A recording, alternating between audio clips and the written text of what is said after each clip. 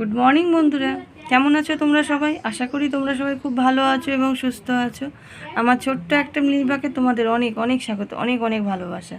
তো বলো, আজকে কোনো রকম কাজ নেই। এখন এই কদিন সোমনাথ খুব ভোরবেলা বেরোচ্ছে তো, আর মেন কি বলো তো, ও বেরিয়ে যাওয়ার পর পর গেটে চাবি দিয়ে আমি শুয়ে পড়ছি আর কি। অত সকালে উঠে কি করবো? তো বেরোয় 5টা 10-এ, 5টা 42-এর ট্রেনটা ধরে, তো 5টা 10 5টা 15-তে বাড়ি থেকে বেরোয়। তো এসে চাবি দিয়ে শুয়ে পড়ি, উঠি ধরো না 7টা 10-15 হয়। ঘুমোতে পারি না তো, অনেক রাত্রে জেগে থাকতে হয়, তোমাদের অনেকের কমেন্টে রিপ্লাই দিতে হয়, অনেক কাজ থাকে।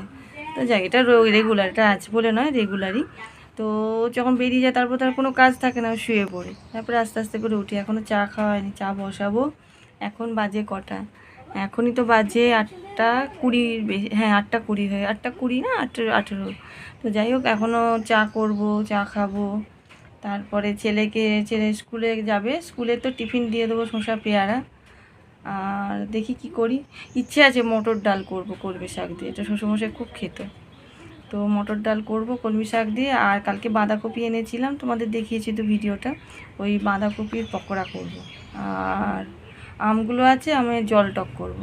তারপরে ছেলেকে কালকে যাওয়ার সময় ভেবেছিলাম মাছ কিনবো, কিন্তু না সেরকম পছন্দ মতন মাছ পেলাম না। আমার তো পছন্দের মতন মাছ নেই, চারাপোনাও নেই, আর পুঁটি আর মোরলা নেই, মোরলা মাছ।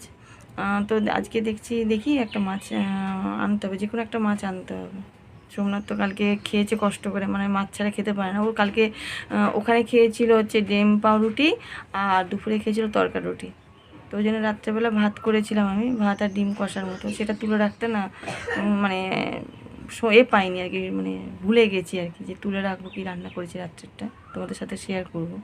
মেল কি বলো তো, আমার কোমরে খুব যন্ত্রণা করছে, বুঝতে পারছি না কেন, খেঁচকা লেগেছে নাকি না বুঝতে পারছি, তাড়াতাড়ি করে না নিচে বসে উঠতে পারছি। তো কালকে সোমনাথ এসে স্প্রেটে দিল, যে মুখে যে স্প্রেটা আছে, কাজ হচ্ছে না, গরম সেঁকও দিয়েছি। দেখি আর কদিন দেখার পর যাবো একটুখানি ডাক্তারের কাছে। আবার ভালো লাগে না গো ডাক্তার, তোমাদেরকে বলতেও ভালো লাগে না, আর নিজে শুনতেও আর ভালো লাগে না।